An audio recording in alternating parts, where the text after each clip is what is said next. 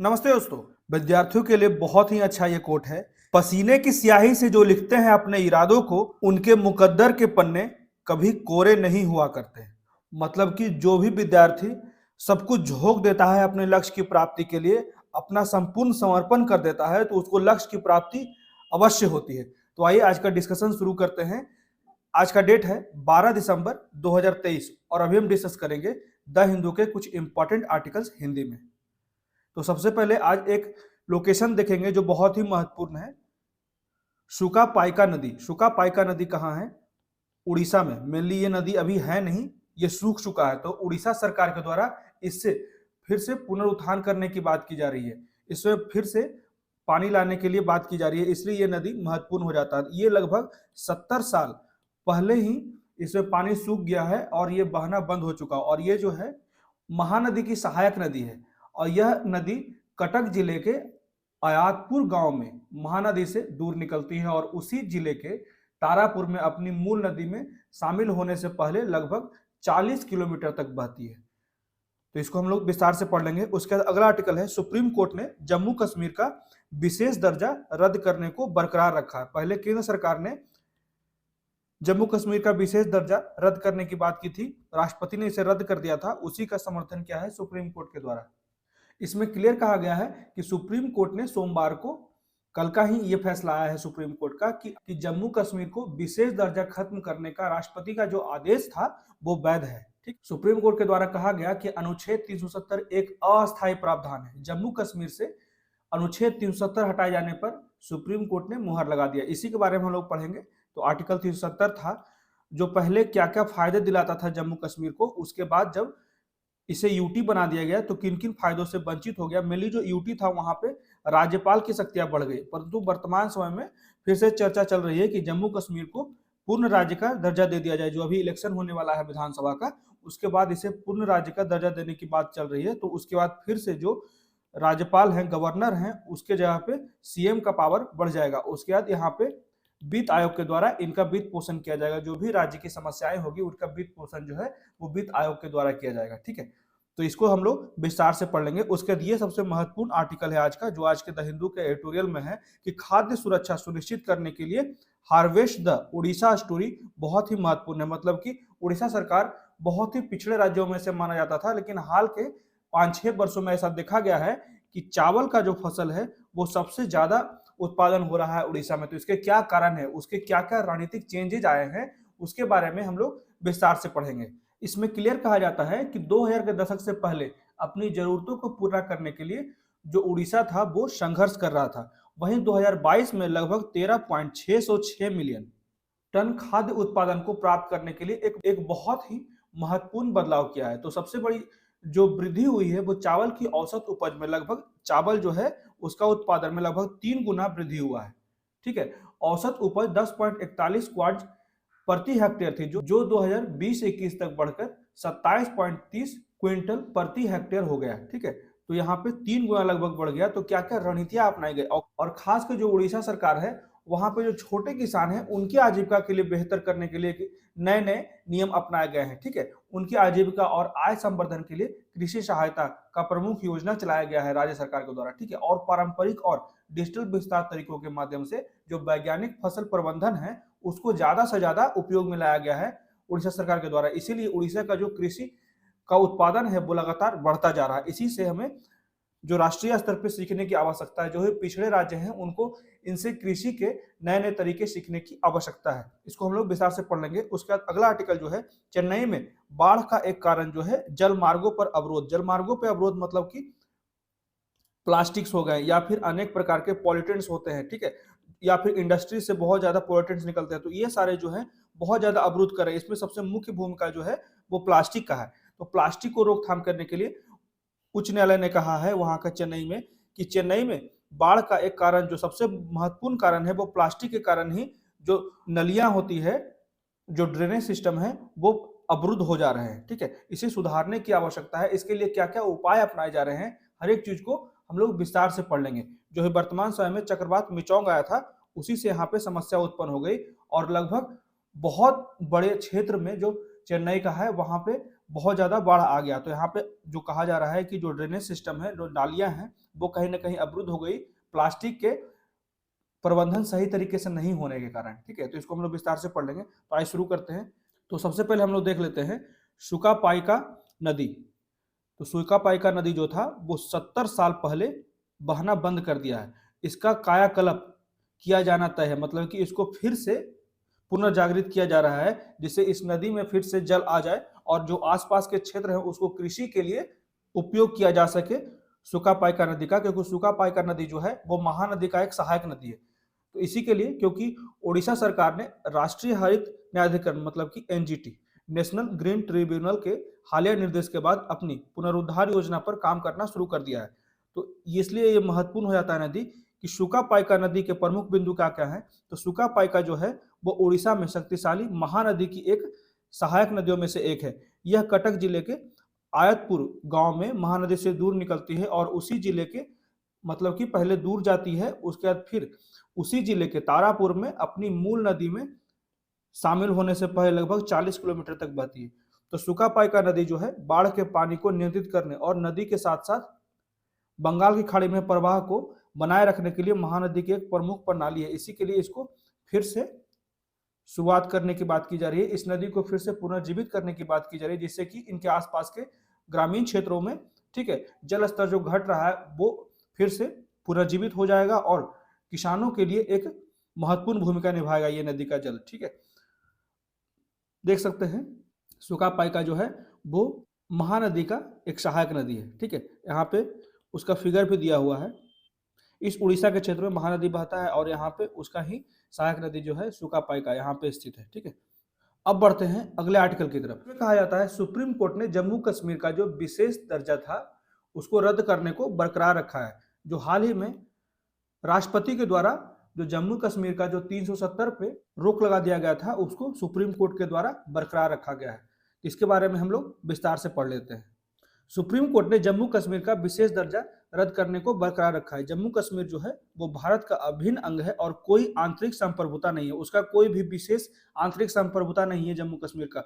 अनुच्छेद 370 पर supreme court ने यह फैसला सुना। इसमें कहा गया कि जम्मू कश्मीर को विशेष दर्जा खत्म करने का जो राष्ट्रपति का आदेश था वो वैध था। कोर्ट ने यह भी कहा कि अनुच्छेद 370 एक अस्थायी प्रावधान है। ये ध्यान रखिएगा, अनुच्छेद 370 जो था वो एक टेम्पररी प्रावधान था। ठीक है, अस्थायी प्रावधान था। जम्मू कश्मीर से अनुच्छेद 370 हटाए जाने पर सुप्रीम कोर्ट की भी मुहर लग गई। कोर्ट ने भी स्वीकार किया कि राष्ट्रपति का जो फैसला था वो पूर्णतः संवैधानिक तौर पर वैध था। अनुच्छेद 370 अस्थायी था और संविधान के सभी प्रावधान जो है वो जम्मू कश्मीर में लागू होते हैं, उसका कोई भी आंतरिक संविधान नहीं है। कोर्ट ने यह भी कहा कि अनुच्छेद 370 पर राष्ट्रपति का जो फैसला लेने का पूरा अधिकार है और उनके पास संवैधानिक शक्तियां हैं, क्योंकि अभी वो यूटी है जम्मू कश्मीर।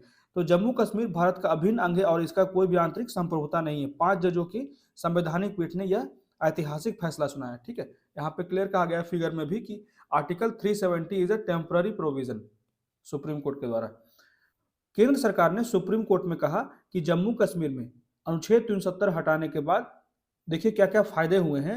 जब से 370 जो हटा है उससे क्या क्या फायदे हुए हैं, जैसे विकास में वृद्धि हुई है, वहाँ पे अपराध में कमी हुई है, आतंकवाद गतिविधियों में कमी आई है, युवाओं को रोजगार भी मिला है। ठीक है, शिक्षा के क्षेत्र में वृद्धि हुई है, उसके बाद स्वास्थ्य के क्षेत्र में बुनियादी ढांचों का ज़्यादा से ज़्यादा विकास हो रहा है, वहाँ पे नए नए एम्स का निर्माण किया जा रहा है। साथ ही साल 2019 से पहले विशेष दर्जा वाला राज्य होने के चलते जम्मू कश्मीर में बाहर के लोगों को, जब 370 लागू था तो बाहर के लोगों को जमीन खरीदने का इजाजत नहीं था। अनुच्छेद 35A ऐसा खरीदारी को सिर्फ अस्थायी निवासियों तक ही सीमित रखता था। वहीं विशेष दर्जा खत्म होने के बाद, यहाँ पे क्लियर कहा जाता है वर्तमान स्थिति के बारे में, जब विशेष दर्जा खत्म होने के बाद केंद्र सरकार ने जम्मू कश्मीर विकास अधिनियम में संशोधन किया और अब बाहरी लोग जो है वो जम्मू कश्मीर में कृषि भूमि को नहीं खरीद पाएंगे, परंतु उसको छोड़कर अन्य जो जमीन है उसको खरीदने में सक्षम होंगे जो जम्मू कश्मीर के बाहर के निवासी हैं, दूसरे राज्य के निवासी हैं। ठीक है, तो केंद्र के अधीन आने के बाद हुए अन्य बदलाव की बात करें तो 2019 से जून 2022 तक राज्य में 29,806 लोगों को पब्लिक सेक्टर में भर्ती मिली है, मतलब कि सरकारी नौकरियां मिली है। इसके अलावा कई केंद्रीय योजनाएं भी शुरू की गई है। स्वास्थ्य सुविधाओं के मद्देनजर 2 एम्स इंस्टीट्यूशन का निर्माण किया जा रहा है, जिससे कि जम्मू कश्मीर के क्षेत्र में स्वास्थ्य के क्षेत्र में ज्यादा से ज्यादा बुनियादी ढांचों का विकास हो सके। ठीक है, तो अनुच्छेद 370 को पीछे छोड़कर विकास की राह पर बढ़ा कश्मीर। ठीक है, यही बात कहा जा रहा है। जैसे कि 5 अगस्त 2019 को राज्य की जीएसडीपी 1 लाख करोड़ थी, जो विशेष राज्य दर्जा समाप्त होने के बाद, जब विशेष राज्य दर्जा समाप्त हो गया तो फिर ये 1 लाख करोड़ से 2.27 लाख करोड़ हो गए। तो यहाँ पे बहुत तेज वृद्धि देखी गई जब से विशेष राज्य दर्जा का समाप्ति हुआ और केंद्र के हाथ में पूरा का पूरा नियंत्रण आ गया जम्मू कश्मीर का। उद्योग, कृषि, बागवानी, पर्यटन और सेवा क्षेत्रों में भी निवेश में वृद्धि हुई। आधारभूत संरचना के निर्माण में भी वृद्धि हुई। रेलवे नेटवर्क का विस्तार हो गया, हवाई अड्डों का ज्यादा से ज्यादा विस्तार हो गया। ठीक है, उसके बाद राज्य की अर्थव्यवस्था राष्ट्रीय औसत से भी तेजी गति से बढ़ने लगी। आगे कहा जाता है जम्मू कश्मीर की। अब यहाँ पे ये भी मुद्दा है कि जम्मू कश्मीर का उम्मीद है कि अभी हाल ही में जो विधानसभा चुनाव होने वाला है उसके बाद पूर्ण राज्य का दर्जा मिल जाए, तो इसमें क्या क्या बदलाव आ जाएंगे। तो सबसे बड़ी बात, अभी जो वर्तमान समय में यूटी है तो वहां पे गवर्नर का पावर ज्यादा है, परंतु जब एक पूर्ण स्टेट हो जाएगा तब फिर सीएम का पावर ज्यादा हो जाएगा। तो इसी में वित्त आयोग का रोल बढ़ जाएगा जब यह पूर्ण राज्य हो जाएगा। इसके अलावा जम्मू कश्मीर के पूर्ण राज्य बनने के बाद यहाँ केंद्र से मिलने वाली वित्तीय मदद बंद हो जाएगी। हालांकि इससे राज्य की फाइनेंसिंग हालत जो है पर कोई प्रभाव नहीं पड़ेगा, क्योंकि पूर्ण राज्य को आर्थिक रूप से मदद जो है वो वित्त आयोग की तरफ से दी जाएगी। राज्यों में वित्त आयोग का रोल बहुत ही अहम होता है। अगर काम की बात करें तो वित्त आयोग का यह तय किया गया है कि टैक्स से होने वाली कमाई केंद्र सरकार और राज्य सरकारों के बीच किस अनुपात में बांटी जाएगी, और वित्त आयोग फॉर्मूला तय करने के बाद राष्ट्रपति को यह सुझाव सौंपना होगा कि उसी हिसाब से 5 साल तक केंद्र और जो जम्मू कश्मीर का राज्य सरकार होगा उसके बीच राजस्व का बंटवारा किया जाएगा। तो ये नए नियम बदले जाएंगे जब ये पूर्ण राज्य का दर्जा इसे मिल जाएगा जम्मू कश्मीर को। और पूर्ण राज्य के लिए वित्त आयोग उन उपायों की सिफारिश करता है जिन्हें राज्य की पंचायतों और राज्य के स्थानीय निकायों को आवश्यक संसाधनों की आपूर्ति की सुविधाएं प्रदान करने के लिए राज्य की संचित निधि को बढ़ावा देने के लिए अपनाया जा सकता है। यहाँ पे इसका भी महत्वपूर्ण योगदान बढ़ जाएगा, पंचायत और राज्य के जो स्थानीय निकाय हैं। ठीक है, तो ये था पूरा का पूरा कि जम्मू कश्मीर में जो अभी प्रेसिडेंट द्वारा आर्टिकल 370 हटाया गया था उसी को सुप्रीम कोर्ट द्वारा वैलिड बताया गया। ठीक है, और इससे अभी पूर्ण राज्य का दर्जा से भी बहुत सारे फायदे देखने को मिलेंगे जम्मू कश्मीर में, और 370 जो हटाया गया उससे बहुत ज्यादा विकास भी हो रहा है जम्मू कश्मीर में। ठीक है, अब इसी संबंधित एक क्वेश्चन देख लेते हैं हम लोग। इसमें कहा जाता है कि संविधान के अनुच्छेद 370 के तहत जम्मू कश्मीर राज्य को विशेष दर्जा प्राप्त है, लेकिन अनुच्छेद 373 के तहत राष्ट्रपति यह घोषणा कर सकते हैं कि अनुच्छेद 370 लागू नहीं रहेगा। यह शक्ति निम्नलिखित के अधीन है। किस चीज के अधीन है? तो पहला स्टेटमेंट है सार्वजनिक अधिसूचना, दूसरा स्टेटमेंट है संसद की सिफारिश, तीसरा है केंद्रीय मंत्रिपरिषद की सलाह, और चौथा है जम्मू और कश्मीर की संविधान सभा की सिफारिश। तो इसका क्या उत्तर हो जाएगा? तो इसका उत्तर हो जाएगा ऑप्शन डी, मतलब कि सार्वजनिक अधिसूचना और जम्मू और कश्मीर की संविधान सभा की सिफारिश, मतलब कि राष्ट्रपति घोषणा कर सकते हैं कि अनुच्छेद 370 लागू नहीं होता है या अपवादों और संशोधन के साथ लागू होगा। हालांकि ऐसा वह केवल जम्मू कश्मीर की संविधान सभा की अनुशंसा पर ही कर सकते हैं। ठीक है, तो इसी के लिए ये 4 भी सही है, और ऐसा करने में राष्ट्रपति को एक सार्वजनिक अधिसूचना भी जारी करनी होगी। इसी के लिए पहला स्टेटमेंट भी सही है, तो दोनों स्टेटमेंट सही है, इसलिए डी सही उत्तर हो जाएगा। अब बढ़ते हैं अगले आर्टिकल की तरफ। ये बहुत ही महत्वपूर्ण आर्टिकल है। ठीक है, इससे क्या होगा कि उड़ीसा ने जिस तरह से अपना कृषि के पैटर्न को सुधारा है, कृषि के उत्पादन को बढ़ाया है, उसे हमें राष्ट्रीय स्तर पे, नेशनल लेवल पे सुधार करने की आवश्यकता है और इससे सीखने की आवश्यकता है। ठीक है, जैसे harvest the Odisha story to ensure food security, जो खाद्य सुरक्षा है उसको बनाए रखने के लिए जो उड़ीसा सरकार के द्वारा बहुत ही महत्वपूर्ण कदम उठाए गए हैं, इसी से प्रेरित होने की बात की जा रही है यहाँ पे राइटर के द्वारा। खाद्य सुरक्षा सुनिश्चित करने के लिए हार्वेस्ट द ओडिशा स्टोरी पे ध्यान देने की बात की गई है। जैसे यहाँ पे वैश्विक स्तर पे देखते हैं कि जैसे ही वैश्विक नेता COP28 में भी जो यूएई में चल रहा था के लिए एकत्र हुए, जलवायु संकट के बढ़ते गंभीर परिणाम ने इस पृथ्वी के भविष्य पर एक गंभीर छाया डाल दिया है, जिससे कि शांति और समृद्धि खतरे में है। मेनली जो है खाद्य सुरक्षा भी खतरे में है क्लाइमेट चेंज के कारण। ठीक है, उसके बाद अनियंत्रित जलवायु परिवर्तन से भूख और कुपोषण में 20% तक वृद्धि देखा जा सकता है, जबकि ग्लोबल वार्मिंग के कारण जो है खाद्य उत्पादन में 21% तक गिरावट आया। ये कुछ पॉइंट्स है, इसे नोट डाउन कर लीजिए। ठीक है, देख सकते हैं कि भूख और कुपोषण में 20% की वृद्धि हुई है और वहीं अगर खाद्य उत्पादन के मामले में देखा जाए तो 21% का गिरावट हुआ है।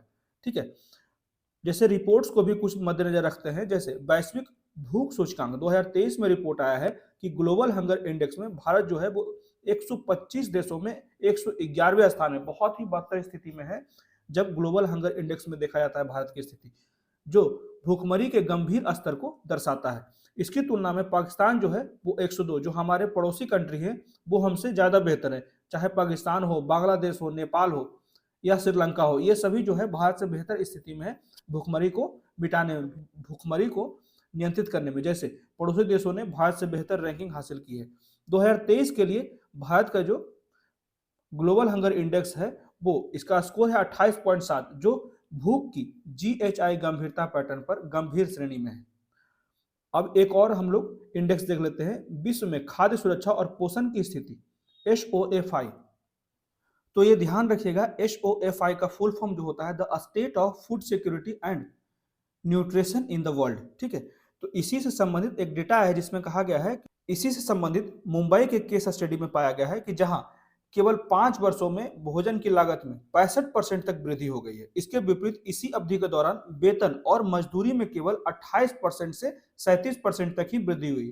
ठीक है, ये देखा जा सकता है, ये जो असमानता है कि भोजन के दामों में 65% वृद्धि हो गई है, वहीं किसानों या फिर मजदूरी जो करने वाले लोग हैं उनके वेतन में 28 से 37% की वृद्धि हुई है, जो कहीं ना कहीं असंतुलन पैदा कर रहा है, खरीद क्षमता, क्रय शक्ति को कम कर रहा है, जिससे कि लोग सक्षम नहीं हो पा रहे हैं बहुत सी चीजों को खरीदने में। इसके कारण गरीबी के दुष्चक्र में फंसते जा रहे हैं। और वैश्विक तुलना पे देखा जाए तो रिपोर्ट में भारत और अन्य देशों के बीच तुलना से पता चलता है, हालांकि भारत में स्वास्थ्य आहार की लागत अपेक्षाकृत कम है। यहाँ पे क्लियर कहा जाता है कि हेल्दी न्यूट्रिशन के लिए जो फूड की जरूरत है, यहाँ जो दाम है वैश्विक तुलना में कहा जाता है कि भारत में भोजन का दाम कम है, लेकिन आय असमानताओं के कारण यह आबादी के एक महत्वपूर्ण हिस्सों के लिए अपर्याप्त है। मतलब कि जिनके पास सही पैसे नहीं है, जो गरीब लोग हैं, वो फिर भी अभी तक जो स्वस्थ आहार है वहां तक पहुंच सुनिश्चित नहीं कर पा रहे हैं, उनका क्रय शक्ति बहुत ही कम है। ठीक है, 2021 में 74% भारतीय स्वस्थ आहार का खर्चा वहन नहीं कर पाए। मतलब कि 74% जो पॉपुलेशन है, आबादी है भारत का, वो अभी भी स्वस्थ आहार को खरीदने में सक्षम नहीं है। अब देख लेते हैं उड़ीसा से हमें क्या क्या सीखने की आवश्यकता है। तो गहराते वैश्विक खाद्य संकट, बढ़ते जलवायु संकट, बढ़ते हुए संघर्ष जो अभी लगातार देख सकते हैं वैश्विक स्तर पे।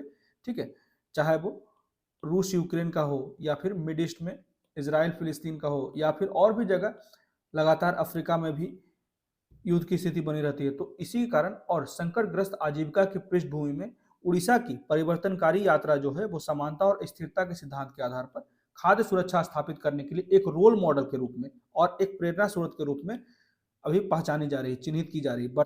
वर्तमान समय में उड़ीसा की कहानी जो है वो 3 विशिष्ट विषयों के इर्द गिर्द घूमती है। तो इसमें सबसे पहला जो है वो समुदाय संचालित दृष्टिकोण के माध्यम से, दूसरा है कृषि के परिवर्तन के माध्यम से, जो कृषि का प्रणाली है उसमें परिवर्तन किया गया है, वहीं तीसरा जो है वो राज्य की खाद्य सुरक्षा में वृद्धि और जलवायु प्रभावों के प्रति लचीलेपन की स्थापना से है। तो यही तीनों चीज के इर्द गिर्द जो है उड़ीसा का जो कृषि का पैटर्न संशोधित किया गया है।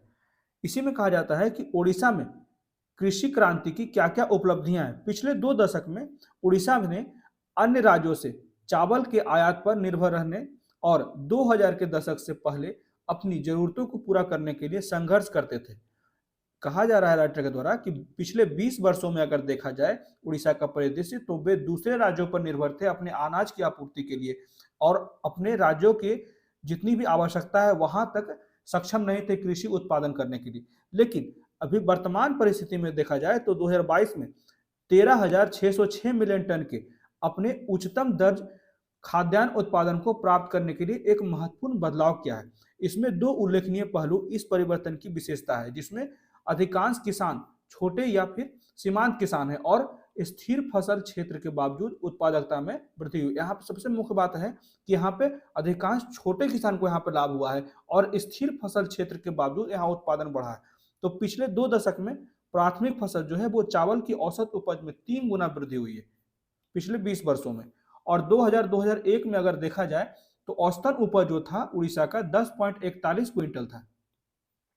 प्रति हेक्टर। वहीं जो 2020-21 में ये बढ़कर जो है वो 27.30 क्विंटल प्रति हेक्टेयर हो गया, मतलब कि लगभग 3 गुना। ठीक है, लगभग 3 गुना वृद्धि देखी गई है चावल के उत्पादन में।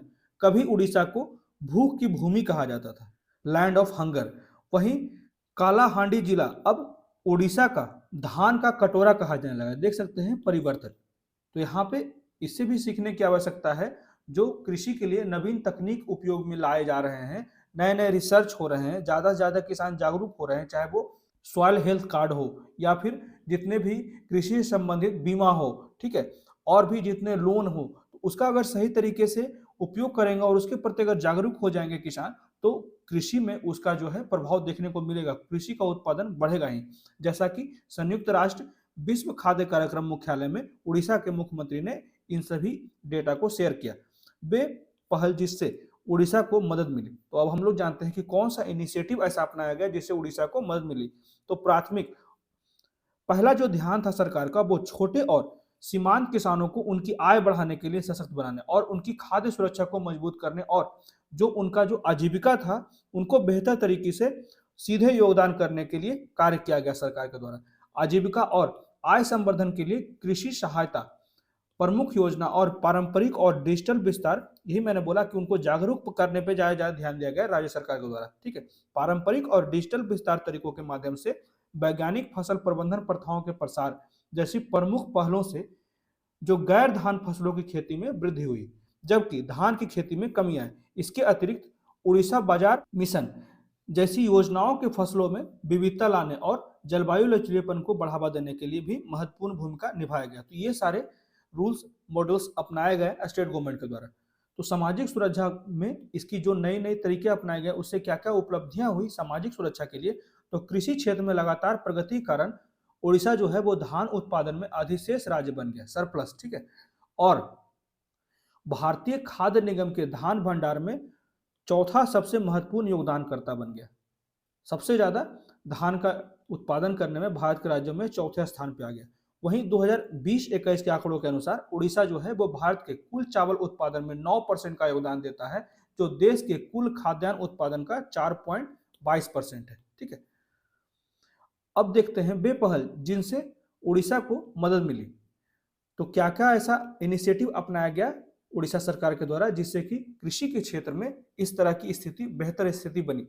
तो संयुक्त राष्ट्र विश्व खाद्य कार्यक्रम और उड़ीसा सरकार के बीच सहयोग ने खाद्य और पोषण सुरक्षा कार्यक्रम को बढ़ावा देने के उद्देश्य से नवीन पायलट प्रोग्राम को ज्यादा से ज्यादा आगे बढ़ाने के लिए प्रेरित किया गया। उदाहरण में 2007 में सुदूर रायगढ़ जिले में लक्षित सार्वजनिक वितरण प्रणाली, ठीक है, इसी को पीडीएस कहा जाता है, पब्लिक डिस्ट्रीब्यूशन सिस्टम, में बायोमेट्रिक तकनीक का उपयोग हुआ, जिससे कि गजपति जिले में चावल का सुदृढ़ीकरण हुआ। तो ये भी एक सही तरीका अपनाया गया, पीडीएस को ज़्यादा ज़्यादा उपयोग करने के लिए बायोमेट्रिक तकनीक को अपनाया गया, जिससे कि बहुत से क्षेत्रों में चावल का सुदृढ़ीकरण हुआ। और भारत सरकार के खाद्य और सार्वजनिक वितरण विभाग द्वारा राष्ट्रीय खाद्य सुरक्षा अधिनियम के लिए 2022 राज्य रैंकिंग सूचकांक में उड़ीसा जो है वो देश भर में शीर्ष स्थान वाला राज्य बनकर उभरा। उसके बाद WFP खाद्य सुरक्षा, आजीविका और जलवायु लचीलेपन से संबंधित पहल पर उड़ीसा सरकार के साथ मिलकर काम किया। तो ये सारे इंटरनेशनल ऑर्गेनाइजेशन के साथ भी बहुत ज़्यादा घुल मिलकर कार्य किया गया उड़ीसा सरकार के द्वारा, और नए नए तरीके सीखने के लिए पहली बात तो है स्टेट गवर्नमेंट प्रेरित था। ठीक है, बहुत से स्टेट्स तो ऐसे हैं कि वो अपने ही उलझुल के काम करते रहते हैं, मैं नाम तो यहाँ पे नहीं लूँगा, उनके अपने ही स्टेटमेंट इतने विरोधपूर्ण रहते हैं कि वो अपने ही कभी स्टेटमेंट देंगे, फिर उसका सफाई देंगे, फिर स्टेटमेंट देंगे, फिर सफाई देंगे, यही चलता रहता है। अगर आप देश के विकास के लिए, राज्य के विकास के लिए पहले टाइम तो देंगे, तभी तो नए नए तरीके सोच पाएंगे। तो इसमें आगे कहा जाता है कि लचीलापन और स्थिरता को बनाए रखा गया उड़ीसा सरकार के द्वारा। अपनी भौगोलिक स्थिति और विशिष्ट पर्यावरण परिस्थिति को देखते हुए उड़ीसा को जलवायु परिवर्तन के प्रभाव, क्योंकि यहाँ पे लगातार बाढ़ आता है, जो पूर्वी हमारा कोस्टल एरिया है, अभी ही साइक्लोन आया हुआ था मिचोंग, तो यहाँ पे भी प्रभाव पड़ा था, परंतु ये लोग जो है बहुत ज़्यादा जागरूक हो चुके हैं इन प्राकृतिक आपदाओं से, जिससे कि ये निपटने में सक्षम हो जाते हैं, और यहाँ पे बहुत ही कम दुर्घटनाएं होती है इन आपदाओं से। ठीक है, जान मान की बहुत कम हानि होती है। उड़ीसा को जलवायु परिवर्तन के प्रभाव के प्रति अत्यधिक संवेदनशीलता का सामना करना पड़ता है। तो इन संवेदनशीलता को दूर करने के लिए मौजूदा विकास रणनीति को बाधित करके और गरीबी को बदतर बनाने, जीवन, आजीविका, संपत्ति और बुनियादी ढांचे के लिए जोखिम पैदा करने की क्षमता है। ये सारे जो प्राकृतिक आपदाएं आते हैं उसी की बात की जा रही है। अगर उसे ध्यान से रणनीति बनाकर अगर नियंत्रित नहीं किया जाए, उनसे पहले से निपटने के लिए हम लोग तैयार नहीं होंगे, तो इस तरह से दुष्चक्र में फंस सकते हैं। चाहे वो गरीबी ला सकता है या फिर बुनियादी ढांचों का ज़्यादा से ज़्यादा हमारा ह्रास कर देगा, जीवन का बहुत बड़ी संख्या में लोगों की मौत हो जाएगी, आजीविका चली जाएगी। तो जवाब में ओडिशा ने इन चुनौतियों से निपटने के लिए क्या कहा कि सक्रिय रूप से एक व्यापक जलवायु परिवर्तन कार्य योजना तैयार किया गया, जिसमें कृषि, तटीय क्षेत्र संरक्षण, ऊर्जा, मत्स्य पालन, पशु संसाधन, वन, स्वास्थ्य, उद्योग, खनन, परिवहन, शहरी और जल जैसे विभिन्न क्षेत्रों के विकास के लिए एक सही तरीके का रणनीति बनाया गया। ठीक है, जिससे विभिन्न विभागों के विशेषज्ञों की एक टीम तैयार की गई और नागरिक समाज के इनपुट को शामिल करते हुए जो नागरिक लोग थे उनके भी विचारों को लिया गया। ठीक है, जो उनका अनुभव था उसके अनुसार से उनके विचारों को लिया गया समाधान के लिए। और यह योजना जो है वो मुख्य सचिव के नेतृत्व वाली एक समिति की देखरेख में गई।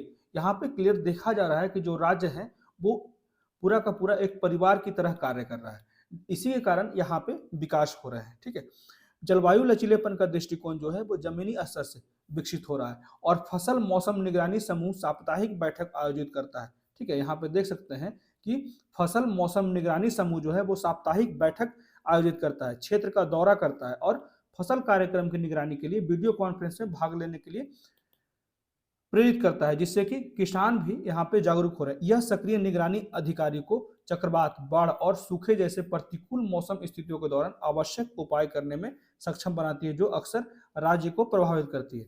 तो जिला स्तर पर संबद्ध विभागों के अधिकारी जो हैं वो कृषि जलवायु क्षेत्र को ध्यान में रखते हुए फसल योजनाएं बनाते हैं। तो यहाँ पे देख रहे हैं जमीनी स्तर से कार्य हो रहा है। ये नहीं कि हम अपने 5 कैबिनेट के लोग हैं, वहां पे बस एक निर्णय ले लिया, वो थोप दिया गया स्थानीय स्तर पे। ठीक है, तो उस तरह से यहाँ पे कार्य नहीं किया जा रहा है, जिसका परिणाम हम लोग देख सकते हैं। आज ये एक रोल मॉडल बनकर तैयार हो गया है भारत के पूरे राष्ट्रीय स्तर पे, जो उड़ीसा का कृषि का पद्धति है। तो किसान एकीकृत खेती, शून्य इनपुट आधारित प्राकृतिक खेती, उसके बाद गैर धान फसलों की खेती, बेहतर जल प्रबंधन, जल बचत उपकरणों का उपयोग, ये सारे पॉइंट बहुत ही इंपॉर्टेंट है। ठीक है, उसके बाद इक्विटी निगरानी और बड़े पैमाने पर पनपने सहित जलवायु लचीलेपन खेती प्रथाओं को अपनाया जा रहा है। महिलाओं के लिए अनुकूल, मेहनत कम करने वाले उपकरण के साथ बड़े पैमाने पर कृषि मशीनीकरण पे भी प्रेरित किया जा रहा है, उसको भी ज़्यादा से ज़्यादा बढ़ावा दिया जा रहा है। तो कृषि से संबंधित जो मशीन है उसको भी उपलब्ध कराए जा रहे हैं राज्य सरकार के द्वारा। अब इससे संबंधित हम लोग एक क्वेश्चन देखेंगे, उससे पहले निष्कर्ष देख लेते हैं। निष्कर्ष अब ये कहता है कि उड़ीसा की परिवर्तनकारी यात्रा जो अभी देखी गई है, खासकर धान के उत्पादन में खाद्यान्न की कमी से अधिशेष, यहाँ पे कभी 20 वर्ष पहले यहाँ पे खाद्यान्न की कमी से अभी वर्तमान समय में सरप्लस प्रोडक्शन हो रहा है, अधिशेष उत्पादन तक संक्रमण। इसकी कृषि प्रणाली को जलवायु प्रूफ बनाने, फसलों में विविधता लाने, छोटे किसानों के हितों की रक्षा करने और कमजोर लोगों के लिए भोजन और पोषण सुरक्षा सुनिश्चित करने के निरंतर प्रयास को दर्शाती है। और यह यात्रा जो है वो अन्य राज्यों के लिए एक विशिष्ट विकास मॉडल के रूप में कार्य करती है और विशेषकर वैश्विक जलवायु परिवर्तन से उत्पन्न चुनौतियों से सामना करने के लिए भी इस राज्य का जो मॉडल है विकास करने का, उसको अपनाने की बात करती है। तो इसी संबंधित एक मेंस का क्वेश्चन है जो आप लोग अटेम्प्ट करें। अब तो बहुत से लोग अटेम्प्ट कर रहे हैं, ठीक है, आप लोग भी प्रयास करें, ज़्यादा से ज़्यादा लोग अटेम्प्ट करें और मुझे कमेंट करें। जलवायु परिवर्तन से वैश्विक खाद्य उत्पादन को खतरा होने के साथ उड़ीसा की कृषि प्रणाली को जलवायु से बचाने के प्रयासों के परिणामस्वरूप एक अद्वितीय विकास मॉडल सामने आया है। परीक्षण करें कि क्या खाद्य सुरक्षा प्राप्त करने के लिए इस मॉडल को पूरे भारत में लागू किया जा सकता है। तो ये 250 शब्दों में है, लिखने के लिए ट्राई करें। अब देखते हैं अगला आर्टिकल। इसमें हाल ही में देखा गया है कि जो मिचोंग चक्रवात आया है उसी से क्या हो गया है कि तमिलनाडु में चेन्नई के क्षेत्र में बहुत ज़्यादा वाटर लॉगिंग हो गया है। ठीक है, बहुत ज़्यादा जल जमाव हो गया है। तो यहाँ पे जो मेनली जो कारण बताया जा रहा है वो जो है plastics. Clogging of waterways is one of the reason for flooding in. इसी कारण जो है चेन्नई में बाढ़ आ गया। जो नालियाँ थी, ड्रेनेज सिस्टम जो था, वहाँ पे प्लास्टिक के जमाव के कारण चेन्नई में बाढ़ आ गया। तो इसी को हम लोग विस्तार से पढ़ लेते हैं। इसी में कहा जाता है कि हाईकोर्ट ने कहा, चेन्नई हाईकोर्ट ने, उन्होंने कहा कि प्लास्टिक और अन्य कचरों कारण जल मार्गों का अवरुद्ध होना हाल ही में चक्रवात मिचोंग द्वारा लाई गई बारिश के दौरान बाढ़ का एक कारण है। हाल ही में चक्रवात मिचोंग ने चेन्नई के तट से लगभग 100 किलोमीटर की दूरी तय की है।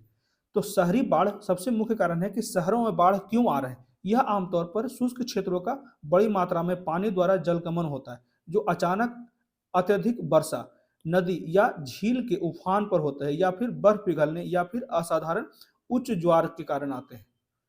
ठीक है, देख सकते हैं यहाँ पे प्लास्टिक का जो सही तरीके से प्रबंधन नहीं हो रहा है, सॉलिड वेस्ट का, ठीक है, प्लास्टिक वेस्ट का, इसी कारण यहाँ पे ड्रेनेज सिस्टम में जो नालियां हैं वहां जम जाती है, तो सही तरीके से जल की निकासी नहीं हो पाती है और बाढ़ जैसे समस्या उत्पन्न हो जाते हैं, खासकर शहरी क्षेत्रों में।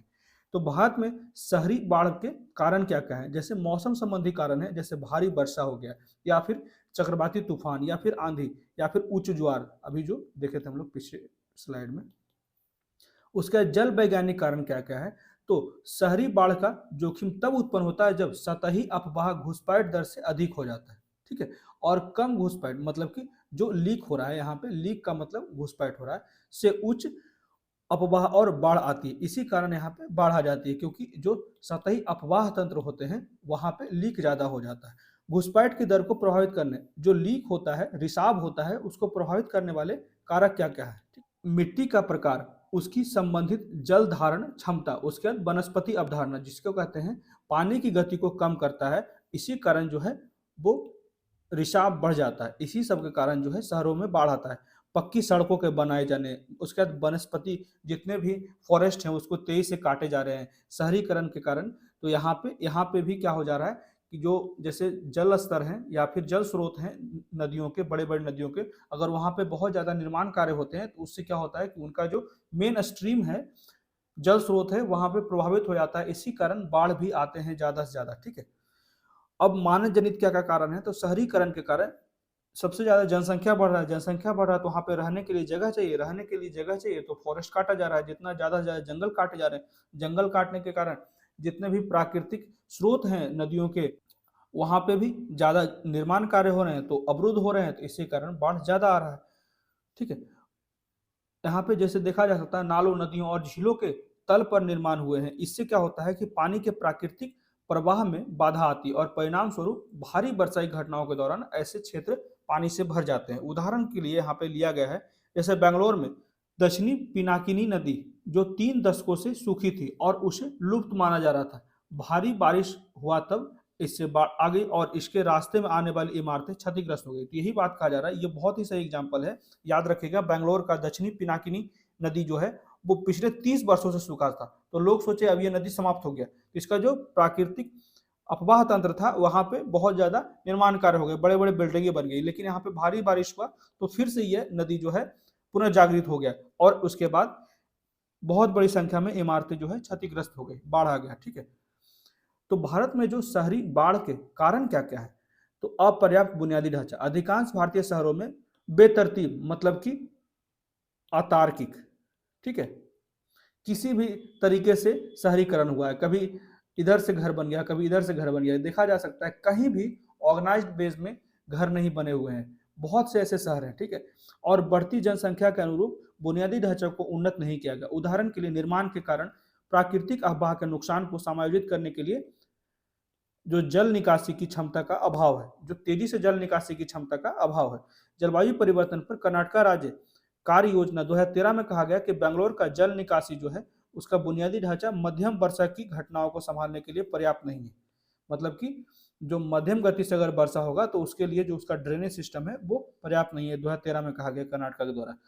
तो नालियों की नियमित सफाई भी नहीं हो पाती, उसके रखरखाव का भी अभाव होता है, जिससे कि रुकावट, वहां पे प्लास्टिक फंस जाते हैं और भी नए नए पॉल्यूटेंट्स, जंगल के जो भी अवशेष होते हैं वो फंस जाते हैं, जिसके कारण भी बाढ़ आ जाती है। तो ये देख सकते हैं कॉजेज ऑफ अर्बन फ्लडिंग, जितने भी शहरों में बाढ़ आते हैं उसके मुख्य कारण क्या है, तो डायरेक्ट फैक्टर जो है ग्लोबल क्लाइमेट चेंज, अर्बनाइजेशन, ठीक है, ये ध्यान रखिएगा।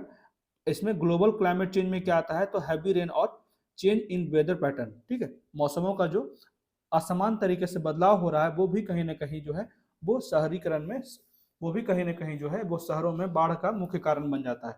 अब यहाँ पे इनडायरेक्ट फैक्टर क्या क्या है, तो इनडायरेक्ट फैक्टर जो हो गया इनएडिक्वेट वेस्ट मैनेजमेंट, जो जितने भी हमारे अपशिष्ट प्रबंधन है वो पर्याप्त नहीं है। ठीक है, उसके बाद पब्लिक बिहेवियर, मेन मुख्य कारण जो है कि जो भी व्यक्ति हैं, सामाजिक नागरिक हैं, वो कहीं ना कहीं अपने कर्तव्य से पीछे भागते हैं। यहाँ पे क्लियर लिखा जा रहा है कि पब्लिक बिहेवियर भी बहुत ज्यादा रिस्पॉन्सिबल है।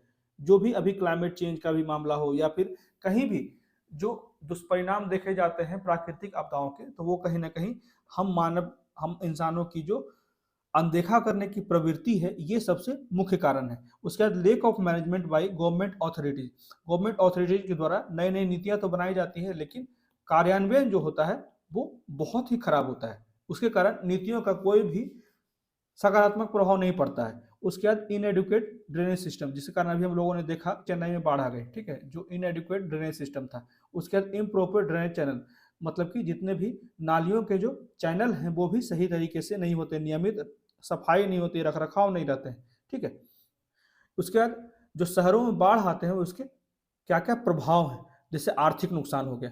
तो अगर बाढ़ आ जाते हैं तो बहुत दिनों तक मार्केट नहीं होता है, या फिर बहुत बड़ी संख्या में इमारत क्षतिग्रस्त हो जाते हैं। ठीक है, तो प्रमुख शहरी केंद्रों में महत्वपूर्ण बुनियादी ढांचे के नुकसान का राज्य और राष्ट्रीय दोनों स्तर पर प्रभाव पड़ता है। उदाहरण के 2005 में मुंबई में आई बाढ़ के कारण स्टॉक एक्सचेंज के संचालन में बाधा उत्पन्न हुई और वित्तीय सेवाएं बंद हो गई, जिसके परिणाम स्वरूप लगभग 100 मिलियन अमेरिकी डॉलर से अधिक का नुकसान हुआ था। उसके बाद दैनिक जीवन की गतिविधियों पर भी प्रभाव पड़ जाता है, बिजली और परिवहन के व्यवधान आ जाते हैं, आजीविका पर प्रभाव, निम्न आय वर्ग वाले लोग बड़ी चुनौतियां, जिससे कि आजीविका नहीं मिल पाता है, क्योंकि बाढ़ आ जाता है तो बहुत से लोग कार्य बंद करा देते हैं, जो शहरी बाढ़ से सीधे रूप से प्रभावित होते हैं। और शहरी गरीबों को अधिक खतरा होता है, क्योंकि ज्यादातर मामलों में जिन झुग्गियों में वे रहते हैं वे शहरी बाढ़ के प्रति सबसे अधिक संवेदनशील होते हैं। उसके बाद जीवन और संपत्ति की हानि होती है। चरम घटनाओं के कारण जीवन और संपत्ति की इतनी बड़ी क्षति होती है।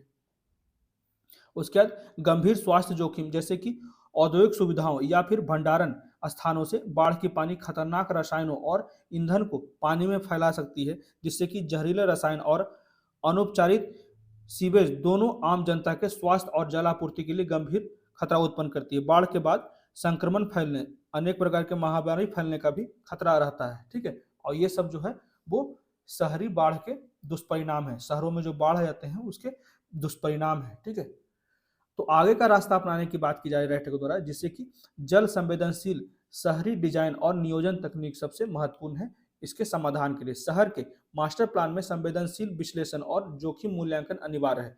शहरी क्षेत्रों में सभी आर्द्र भूमियों और जल निकायों का एक व्यापक डेटाबेस बनाना चाहिए, जिससे कि हम सभी ड्रेनेज सिस्टम और भी जो आवश्यक चीजें हैं उसका एक ब्लूप्रिंट रख सकें।